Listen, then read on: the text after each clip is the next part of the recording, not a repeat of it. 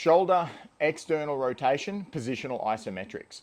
So what we're going to do is I like to have a bench here about shoulder height. I actually personally prefer to put a little something there so that my elbow is in line with my shoulder, but if it's more comfortable for you to have it underneath, then just do it wherever is comfortable for you. So we're using the positional isometrics because if you've got hypermobility, you've got too big a gap between your active and your passive range. So we need to backfill that range. So what we're going to do is we're going to find the end of your active range, which for me is here.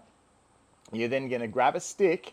So this is the end of my active range. Grab that stick, and then I'm going to push back. So I can only get to 10 or 15 degrees further because that's pretty standard and rule of thumb. But you'll probably be able to go way further. We don't want to do that. All you want to do is get that active range, grab that, and then push back about 10 or 15 degrees and hold still here. One easy way to do it, if you've got a stick, is literally just put it in the floor and then hold there, and that'll hold you pretty still. So you're going to hold this for 30 seconds. Once that 30 seconds is up, you're going to do a Pales contraction, and you're going to hold that for the prescribed time and intensity as per your program, and then you're going to do a rails contraction as per your program as well. So we're going to assume that your program says 100%.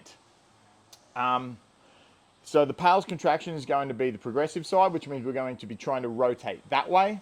The rails contraction will be trying to rotate backwards. But as we'll be holding this stick, there'll be no movement whatsoever. So big brace of your core. You're going to hold still for about 30 seconds.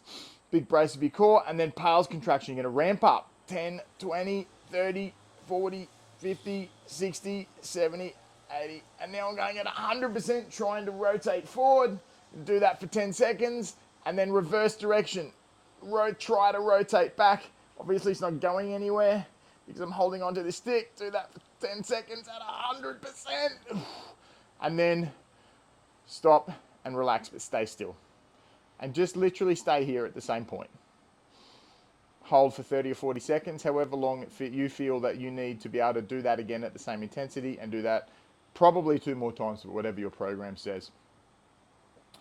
So the trick here is we're getting to 10 to 15 degrees past your active range to communicate back and forward with your nervous system to get it to start working in a bigger range. So over time, what you should be finding is over time that active range actually just gets a little bit bigger. But as the active range gets a little bit bigger, every time you get here, just find that extra 10 or 15 degrees, and that's where you do your work.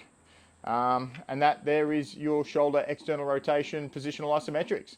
Enjoy your new shoulders.